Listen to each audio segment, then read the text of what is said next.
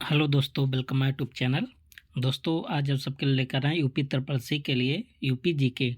तो यदि आप जूनियर असिस्टेंट, लेखपाल, वीपीओ, मंडी परिषद, एजीटीए, अन्य विभाग की यदि आप तैयारी कर रहे हैं तो ये सेशन आपके लिए बहुत इंपॉर्टेंट होगा।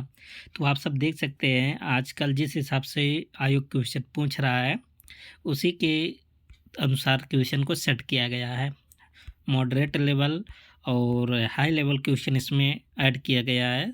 तो आज इसमें देखेंगे हम सब कुल लगभग 16 क्वेश्चन इसमें है। तो आपके लिए वीडियो रिवीजन के दृष्टि से यदि आप देखेंगे तो वीडियो आपके लिए बहुत अच्छा होगा और मॉक टेस्ट मानकर इसे आप सॉल्व कीजिए और आप अपनी तैयारी को भी इससे परख सकते हैं। ठीक है, तो आप सब यदि चैनल को सब्सक्राइब नहीं किए तो चैनल को आप सब सब्सक्राइब कर लें और पूरे वीडियो को शेयर ज़रूर आप सब करें अपने दोस्तों के साथ। तो चलते हैं आपके क्वेश्चन की तरफ। आपका पहला क्वेश्चन है, बहुत इम्पोर्टेंट क्वेश्चन है पहला ही, कि उत्तर प्रदेश में स्थित पंचनद क्षेत्र किस जिले में स्थित है और यह किन नदियों के संगम से बनता है। तो सबसे पहले जालौन में कहाँ पड़ जाता है, जालौन। क्योंकि बहुत इम्पोर्टेंट है ना, माना जाता है कि यहाँ पे 5 नदियों का संगम होता है, इसीलिए इसको क्या बोला जाता है, पंचनद, है ना। तो जालौन में कौन कौन सा नदी मिलता है, बेतवा, यमुना, धसान, सिंध और कौन सा, पाहुज। इतनी नदियों का संगम यहाँ माना जाता है। ये ऐतिहासिक दृष्टि से यह स्थान बहुत इम्पोर्टेंट है ना। तो ऑप्शन क्या बन जाएगा करेक्ट, ऑप्शन ए। आगे देख लेते हैं क्या है कि उत्तर प्रदेश के जालौन जिले में स्थित पंचनद संगम 5 नदियां कौन कौन से, बेतवा, यमुना, धसान, सिंध और पाउज के मिलने से बनता है। यह क्षेत्र ऐतिहासिक भौगोलिक दृष्टि से महत्वपूर्ण है और बुंदेलखंड में स्थित है। आप सब जानते हैं कि बुंदेलखंड में कितने जिले शामिल हैं, 7 जिले शामिल हैं। ठीक है। क्वेश्चन नंबर 2, उत्तर प्रदेश की वह कौन सी लोक संस्कृति है जिसे जोगिया सराय और राउत के नाम से भी जाना जाता है। तो किसे जोगिया सराय और राउत के नाम से जाना जाता है, वह रसिया, है ना, जो कि मथुरा क्षेत्र में आप कह सकते हैं होता है ना, वृंदावन, मथुरा, यहाँ सब होता है। तो ऑप्शन क्या बन जाएगा, बी। तो रसिया उत्तर प्रदेश के ब्रज क्षेत्र की प्रमुख लोक संस्कृति है। ठीक है, जो कृष्ण की लीलाओं पर आधारित होती है, जिसे जोगिया सराय और राउत के नाम से भी जाना जाता है। इसे विशेष रूप से होली और रास लीला के दौरान किया जाता है या गाया जाता है। Next question, question number 3, Uttar Pradesh की किस नदी को बावन गंगा के नाम से जाना जाता है। तो बावन गंगा किसे बोलते हैं, गंगा की सहायक नदी कौन सी है, रामगंगा, है ना। और ये कहाँ पर मिलती है गंगा से, बदायूं जिला में। तो गंगा, रामगंगा नदी को बावन गंगा के नाम से जाना जाता है क्योंकि इसमें अनेक छोटी छोटी सहायक नदियाँ मिलती हैं। यह नदी उत्तराखंड के कुमायूं क्षेत्र से निकलकर उत्तर प्रदेश के विभिन्न जिलों से होकर बहती है और गंगा में मिल जाते हैं। इसका मतलब अगर गंगा में मिलती है तो गंगा की सहायक नदी भी है। तो रामगंगा किसकी सहायक नदी है, गंगा की। अच्छा, गंगा नदी की लंबाई कितनी है, 2525 किलोमीटर, है ना। और उत्तर प्रदेश के कितने जिलों से होकर बहती है, आप सब कमेंट बॉक्स में ज़रूर बताएं। पीछे आपको टेस्ट में बताया गया है सब। उत्तर प्रदेश में पहली चीनी मिल किस स्थान पर स्थापित किया है। तो आप जानते हैं देवरिया जिला में स्थापित किया गया था। कहाँ पर, देवरिया जिला, एक स्थान है प्रतापपुर। और कब स्थापित किया गया था, 1903 में। ठीक है, तो आप सब देख सकते हैं उत्तर प्रदेश की जो पहली चीनी मिल कहाँ स्थापित किया गया था, देवरिया जिले में, 1903 में। स्थान क्या था, प्रतापपुर। क्वेश्चन नंबर 5 क्या है कि उत्तर प्रदेश में स्थित चंद्रप्रभा वन्य जीव अभ्यारण्य का प्रमुख आकर्षण क्या है। देखिए, इसकी स्थापना कब हुआ था, 1957 में। चंद्रप्रभा कहाँ है, चंदौली जिले में, है ना। ये सबसे पहले किस लिए प्रसिद्ध था, कि एशियाई शेर के लिए प्रसिद्ध था। तो ऑप्शन बन जाएगा ए। लेकिन क्या हुआ, देख लेते हैं कि चंद्रप्रभा वन्य जीव अभ्यारण्य उत्तर प्रदेश के चंदौली जिले में है। और कब स्थापना हुआ था, 1957 में। एशियाई शेरों के संरक्षण के लिए ये स्थापित किया गया था, लेकिन परियोजना सफल नहीं हो सका। अब यहाँ तेंदुआ, चीतल, अन्य जीव जंतु भी पाए जाते हैं। ठीक है।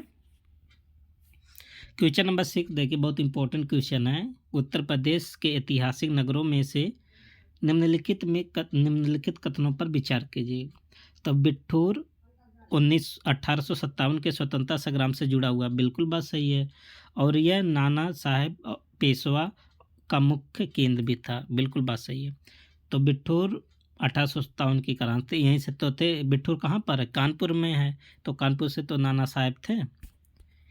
पहला तो सही है। दूसरा वाला, कौशाम्बी महाजनपद काल में एक महत्वपूर्ण व्यापारिक नगर था, बिल्कुल बात सही है ना। वत्स महाजनपद की राजधानी कहाँ था? कौशाम्बी तो था। और हस्तिनापुर को महाभारत काल में कौरव की राजधानी माना जाता है, ये भी बात सही है। पहला भी सही है, दूसरा भी सही, तीसरा भी सही है। चौथा क्या कहता है कि श्रावस्ती का संबंध भगवान महावीर से। देखिए, भगवान महावीर से नहीं था, बुद्ध जी से था ना। आप जानते हैं कि यहीं पर बुद्ध जी ने सबसे ज़्यादा बार उपदेश दिए थे। और अगर जनगणना 2011 की बात करें तो सबसे जो कम साक्षरता दर है श्रावस्ती का ही है, ठीक है। तो 4 आपका गलत है, बाकी 1 2 3 सही है। तो 1 2 3 ऑप्शन क्या बन जाएगा? ए, ठीक। तो यहाँ पर आप देख सकते हैं कि बिठूर कानपुर जिले में स्थित है और 1857 के स्वतंत्रता संग्राम से भी जुड़ा हुआ है। कौशाम्बी महाजनपद जो था व्यापारिक केंद्र था, ये प्रयागराज में नहीं, गलत है ना। कौशाम्बी जिला एक अलग जिला ही है। और हस्तिनापुर को महाभारत काल में कौरव की राजधानी माना जाता है, बिल्कुल सही है। और श्रावस्ती जो स्थान था किससे जुड़ा हुआ है? महात्मा बुद्ध जी से। उत्तर प्रदेश के प्रमुख जल प्रपातों से संबंधित निम्नलिखित कथनों पर विचार कीजिए, है ना। उत्तर प्रदेश में स्थित विंध्याचल पर्वत श्रृंखला में कुछ प्रमुख जलप्रपात पाए जाते हैं, बिल्कुल बात सही है ना। और लखनिया दरी जलप्रपात सोनभद्र में नहीं है, कहाँ पर है? मिर्जापुर में है, ठीक है। तो पहला सही है, दूसरा गलत है। और देख लेते हैं, उत्तर प्रदेश का सबसे प्रसिद्ध जलप्रपात देवदरी राजदरी चंद्रप्रभा वन्यजीव अभ्यारण्य में, बिल्कुल बात सही है। कहाँ पर? चंदौली जिले में है ना, दोनों। और चित्रकूट जलप्रपात उत्तर प्रदेश और मध्य प्रदेश की सीमा पर है, बिल्कुल बात सही है। 4 भी सही है। तो कौन कौन सा सही हुआ? 1 2 गलत है, 1 3 4। तो कहाँ पर है 1 3 4? ऑप्शन है सी पर, ठीक। 1 3 4। तो यहाँ पर सब वही मेंशन किया गया है कि उत्तर प्रदेश में सोनभद्र और चंदौली जिले में विंध्याचल पर्वत श्रृंखला के कई जलप्रपात पाए जाते हैं, ठीक है। और लखनिया दरी जो जलप्रपात है कहाँ पर? मिर्जापुर में। राजदरी देवदरी जो जलप्रपात है चंदौली में है। और चित्रकूट जलप्रपात उत्तर प्रदेश और मध्य प्रदेश के सीमा पर स्थित है। क्वेश्चन नंबर 8 क्या है? उत्तर प्रदेश में मिट्टी और कृषि से संबंधित कथनों पर विचार कीजिए। उत्तर प्रदेश में सबसे अधिक जलोढ़ मिट्टी पाई जाती है, बिल्कुल बात सही है ना। एक होता है खादर, एक होता है बांगर, है ना। खादर मिट्टी क्या होता है? सबसे ज़्यादा उपजाऊ होता है ना। पहला तो सही है। काली मिट्टी बुंदेलखंड क्षेत्र में अधिक पाई जाती है, ठीक है। और एक कपास की खेती के लिए प्रसिद्ध है, बिल्कुल बात सही है। प्रमुख रूप से जाना जाता है काली मिट्टी, और कहाँ पाया जाता है? बुंदेलखंड क्षेत्र में पाया जाता है। तराई क्षेत्र में मिट्टी चावल की खेती के लिए उपयुक्त होती है, बिल्कुल बात सही है, तराई क्षेत्रों में। और कह रहा है कि उत्तर प्रदेश में लाल मिट्टी मुख्यतः पश्चिमी भाग में पाई जाती है। देखिए, जो मुख्यतः बोल दिया ना, मुख्यतः पश्चिमी भाग में नहीं, काली मिट्टी पश्चिमी भाग में मिलती है लेकिन मुख्य रूप से नहीं। मुख्य रूप से कहाँ पर पाया जाता है? बुंदेलखंड वाला क्षेत्र में। तो 4 आपका गलत हो जाएगा, 1 2 3 सही है, ठीक है। अच्छा, बुंदेलखंड क्षेत्र में लाल मिट्टी भी पाया जाता है, काली मिट्टी भी पाया जाता है, ठीक है। तो ये आपका ऑप्शन सही हो जाएगा। नेक्स्ट है क्या, देख लेते हैं। यहाँ पर लिखा हुआ है, प्रदेश में गंगा यमुना नदियों के किनारे जलोढ़ मिट्टी पाया जाता है। बुंदेलखंड में काली मिट्टी पाई जाती है जो कपास की खेती के लिए उपयुक्त होती है। और तराई क्षेत्र में मिट्टी उपजाऊ होती है, जो धान की खेती हो गई, गन्ना की खेती और गेहूं की खेती के लिए भी जाना जाता है ना। तराई के क्षेत्र में अधिकतर धान गन्ना की खेती किया जाता है। और लाल मिट्टी मुख्य रूप से बुंदेलखंड क्षेत्र में पाई जाती है। अच्छा, बुंदेलखंड के क्षेत्र में कुछ जगह पूर्वी उत्तर प्रदेश में पाया जाता है, जैसे मिर्ज़ापुर हो गया ना, सोनभद्र हो गया, और चंदौली का कुछ पार्ट हो गया ना, यहाँ पर भी लाल मिट्टी पाई जाती है। उत्तर प्रदेश के महत्वपूर्ण किलों में से में से संबंधित निम्नलिखित कथनों पर विचार कीजिए। चुनार किला वाराणसी जिले के पास स्थित है और वह शेर शाह सूरी तथा मुगल शासकों से जुड़ा है। देखिए सब तो सही है, लेकिन ये जो चुनार का किला ना वाराणसी में नहीं स्थित है। कहाँ पर है? मिर्ज़ापुर में। कलिंजर किला चित्रकूट जिले में स्थित है। देखिए कलिंजर किला यहाँ नहीं है, कहाँ पर है? बांदा जिले में है ना। और आगरा का किला यूनेस्को में शामिल है। बिल्कुल बात सही है। यूनेस्को में कब शामिल हुआ था? 1983 में। और आगरा का ताजमहल भी इसी समय हुआ था, है ना। और चरखारे जो बांध है बहराइच जिले, देखिए बहराइच में नहीं है। अच्छा इतना आपको हिंट दे देते हैं चरखारी बांध के लिए ना। महोबा हो गया, है ना। जो बुंदेलखंड का जो एरिया है, सात जो ज़िले आते हैं उसी में किसी ज़िले में है चरखारी बांध। और ये पेपर में पूछा गया है। आप सब 2 क्वेश्चन कमेंट बॉक्स में ज़रूर बताइएगा, है ना। नहीं बताएंगे तो हम नेक्स्ट वीडियो में जब ध्यान रहेगा आप सबको बता देंगे। बट आप सब कमेंट बॉक्स में उत्तर ज़रूर दें, है ना। जैसे आप सब का जब कमेंट लिखते हैं तो आपके दिमाग में भी छप जाता है और भूलेगा नहीं। जैसे बहुत लोग को नहीं है आएगा तो गूगल करेंगे, है ना। जब गूगल करेंगे सर्च करेंगे, हमेशा खोजबीन वाला जो काम होता है ना वो ज़्यादा दिन तक याद रहता है। ठीक है, तो आशा करते हैं आप सब उत्तर ज़रूर देंगे। तो यहाँ पर देखिए कौन कौन सा सही था। दूसरा सही था नहीं, कौन सा था? तीसरा केवल सही है, केवल 3। अच्छा इसमें बताना गलत है। देखिए क्वेश्चन पूछने का तरीका क्या है, गलत इसमें केवल पूछा, सही नहीं। तो 3 सही बाकी सब गलत है। तो 1 2 4 है ना, गलत है। तो क्वेश्चन भी आप सब अच्छे से पढ़ लीजिएगा कि क्या पूछा है। आगरा का किला यूनेस्को में कब शामिल हुआ? 1983 में। ठीक है, बहुत इंपॉर्टेंट है। अगला क्वेश्चन क्या? उत्तर प्रदेश की नदियों में से संबंधित निम्नलिखित कथनों पर विचार करें। रामगंगा नदी गंगा की एक प्रमुख सहायक नदी है और ये मुरादाबाद से होकर बहती है। तो बिल्कुल बात सही है ना। रामगंगा नदी गंगा की प्रमुख सहायक नदी। और कहाँ पर मिलता है? बदायूं में ना, गंगा नदी से। गंडक नदी नेपाल से निकलती है, बिल्कुल सही है। उत्तर प्रदेश में बहती है, भी सही है। और बिहार में मिल जाती है। देखिए नेपाल से निकल के उत्तर प्रदेश में बहते बहते कहाँ चल जाती है? बिहार में। बात तो सही है। बेतवा नदी बुंदेलखंड क्षेत्र में बहती है और यमुना की सहायक नदी, ये भी बात सही है। घाघरा नदी को तराई क्षेत्र की जीवन रेखा कहा जाता है, ये भी बात सही है। तो यहाँ पर देखिए 4 के चारों स्टेटमेंट सही है। तो ऑप्शन क्या बन जाएगा? Option E. ठीक, तो यहाँ पर सब स्टेटमेंट सही है, तो यहाँ बताने की कोई बात ही नहीं है। उत्तर प्रदेश की ऐतिहासिक धरोहरों से संबंधित कथनों पर विचार कीजिए। अच्छा आप सब यदि क्वेश्चन देख रहे हैं ना तो हर टॉपिक कवर हो रहा है, चाहे डैम हो, चाहे नदी हो, चाहे मिट्टी हो, चाहे धरोहर हो, है ना, राजनीतिक हो, सब टॉपिक कवर हो। एकदम सेम टू सेम पेपर वाला एकदम फीलिंग आपको देगा। फतेहपुर सीकरी का निर्माण अकबर ने अपनी राजधानी के रूप में करवाया था, बिल्कुल बात सही है। 1585 तक राजधानी भी बनाया था अकबर। दूसरा क्या है कि अशोक का लौरिया नंदनगढ़ स्तंभ उत्तर प्रदेश के सिद्धार्थ नगर, देखिए सिद्धार्थ नगर में नहीं, ये बिहार में है ना, तो ये गलत है। बिठूर का संबंध महारानी लक्ष्मीबाई से और नाना साहब से, बिल्कुल बात सही है।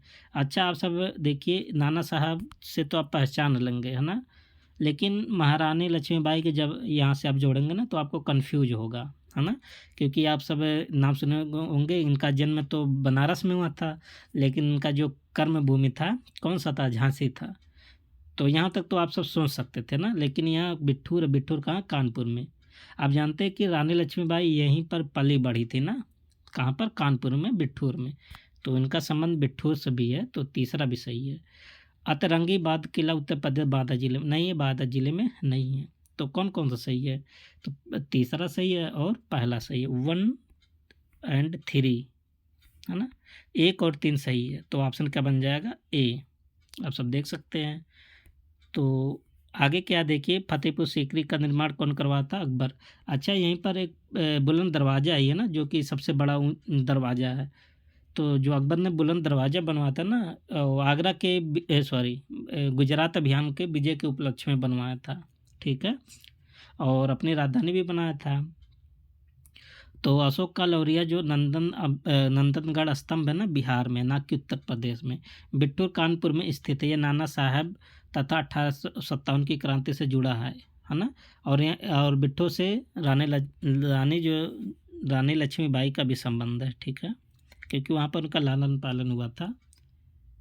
उत्तर प्रदेश की प्रमुख नदियों से संबंधित कथनों पर विचार करना है। कह रहा गंगा नदी उत्तर प्रदेश की सबसे लंबी नदी है, बात तो सही है। कितना किलोमीटर की लंबी है? 2525 किलोमीटर की, ठीक है।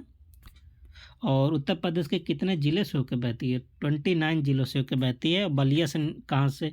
देखिए बिजनौर से तो प्रवेश करती है और कहाँ से निकलती है? बलिया से, है ना। आप जानते हैं बलिया सबसे पूर्वी जिला भी है उत्तर प्रदेश का। और लेकिन यहाँ गलत हो जाए, कह रहे यह राज्य की केवल पूर्वी हिस्सों से होकर बहती है। देखिए पूर्वी हिस्सों से केवल नहीं बहती है, कहाँ से प्रवेश होती है? बिजनौर से, और निकलती कहाँ से? बलिया से। तो लगभग उत्तर पार्ट भी कवर हो रहा है, पश्चिम भी पार्ट कवर हो रहा है ना। तो ये बात गलत है, यहाँ से गलत है, बाकी ये तो बात सही था। यमुना नदी प्रयागराज में गंगा नदी से मिल जाती है, जिसे त्रिवेणी संगम कहा जाता है। बिल्कुल बात सही है। आप जानते हैं प्रयागराज में गंगा यमुना सरस्वती का संगम होता है। सरस्वती नदी तो अदृश्य हो गई, लेकिन गंगा यमुना अभी भी साक्ष्य है। तो दूसरा तो सही है। गोमती नदी की उत्पत्ति पीलीभीत जिले से होती है और यह लखनऊ शाह से होकर गुजरती। बिल्कुल बात सही है। अच्छा, गोमती नदी को मैदानी नदी भी बोलते हैं ना, क्योंकि इनका जो उद्गम है मैदानी क्षेत्र से है, गोमत ताल से है ना, पीलीभीत से। और जैसे बड़े बड़े शहर भी, जैसे लखनऊ हो गया, जौनपुर हो गया ना, ये सब जो शहर है ना गोमती नदी के किनारे स्थित है, ठीक है। और जो सरयू नदी गाजीपुर में घाघरा के नाम से, देखिए सरयू नदी को गाजीपुर ज़िले में नहीं बल्कि जितना भी पूर्वी पार्ट है पूरे नदी को, जो सरयू नदी ना, घाघरा के नाम से जाना जाएगा। और आप जानते हैं इसी नदी के किनारे अयोध्या शहर भी स्थित है, ठीक। तो इसमें कौन कौन सा सही है? तो पहला तो गलत था, दूसरा सही है और तीसरा भी सही है ना, ये भी गलत। तो 2 और 3 सही हो जाएगा। तो 2 और 3 ऑप्शन क्या बन जाएगा? ए, ठीक है। तो बाकी जो दिया गया सब आपको बता दिए है ना। क्वेश्चन नंबर 13, उत्तर प्रदेश के किस ऐतिहासिक स्थल को पूरब का जेरूसलम कहा जाता है? देखिए अयोध्या शहर को बोला जाता है ना, किस शहर को? अयोध्या। जैसे अयोध्या जो है ना, आप जानते हैं जो हिंदू धर्म का जो पवित्र स्थान हम मान सकते हैं, क्योंकि यहाँ पर भगवान रामचंद्र जी का जन्म हुआ। इससे रिलेटेड बहुत ज़्यादा आकर्षक, बहुत ज़्यादा पवित्र स्थल है कौन? अयोध्या। वहीं पर भी रामचंद्र जी का मंदिर भी बना है, ठीक है। अगला क्वेश्चन क्या है? उत्तर प्रदेश के किस जलप्रपात को भारत का नियाग्रा फॉल या नियाग्रा जलप्रपात कहते हैं? तो ये चित्रकूट जलप्रपात को, बहुत इंपॉर्टेंट क्वेश्चन है, ठीक है। भारत का नियाग्रा। अच्छा, भारत का नियाग्रा जलप्रपात कहाँ है ना? आप सब कमेंट बॉक्स में इसको ही बताइए, आप चेक कर लीजिएगा, है ना। छत्तीसगढ़ में होगा। उत्तर प्रदेश का कौन सा किला गुप्तकालीन स्थापत्य कला का बेहतरीन उदाहरण माना जाता है? तो कौन सा किला? कलिंजर का किला। ऑप्शन क्या बन जाएगा? ए, ठीक है। तो कलिंजर का किला बुंदेलखंड में स्थित है, ठीक है। कहाँ, किस जिले में स्थित है? बुंदेलखंड के, आप सब बताइए। बांदा जिले में है ना। इसकी स्थापना गुप्त काल में हुई थी। यह अपनी प्राचीन वास्तुकला और ऐतिहासिक महत्व के लिए प्रसिद्ध है। इसे चंदेल राजाओं द्वारा पुनः सशक्त किया गया था। बिल्कुल बात सही है। उत्तर प्रदेश का कौन सी नदी त्रिवेणी संगम में सम्मिलित नहीं होती? आप जानते हैं, अभी आपको बताया, गंगा यमुना सरस्वती। गंगा यमुना सरस्वती 3 नदियों का संगम प्रयागराज में होता है, जिसे त्रिवेणी बोला जाता है। और जो गोमती नदी है ना, गोमती नदी इसमें शामिल नहीं है ना। तो बहुत इम्पोर्टेंट है। अभी आप देखें यहीं पर प्रयागराज का मेला भी लगा है। अगला क्वेश्चन क्या है? उत्तर प्रदेश के किस साहित्यकार को गजल सम्राट के नाम से जाना जाता है? बहुत इंपॉर्टेंट, देखिए। तो किसे गजल सम्राट कहते हैं? फिराक गोरखपुरी। अच्छा, फिराक गोरखपुरी का संबंध किस जिले से है? देखिए उनके नाम में उनका जिला भी शामिल है ना, गोरखपुरी, गोरखपुर से संबंधित है। तो ऑप्शन क्या बन जाएगा? बी। और सबसे जो बड़ी इंपॉर्टेंट बात है ना, गोरखपुरी को रघुपत सहाय के नाम से जाना जाता है। बहुत बार एग्जाम में पूछा भी गया है। उर्दू के प्रसिद्ध शायर थे। उन्होंने हिंदी और उर्दू साहित्य में अपनी विशेष पहचान बनाई है और उनकी गज़लें आज भी प्रसिद्ध, इन्हें गज़ल सम्राट भी कहा जाता है, तो दोस्तों 15 क्वेश्चन यहाँ तक कवर हो जाता है। आप सब वीडियो को शेयर और चैनल को सब्सक्राइब ज़रूर करें, जैसे आप सबको आने वाली और भी वीडियो मिलती रहें। ठीक है, मिलते हैं नेक्स्ट वीडियो में, तब तक के लिए best of luck, thank you and take care and happy Holi.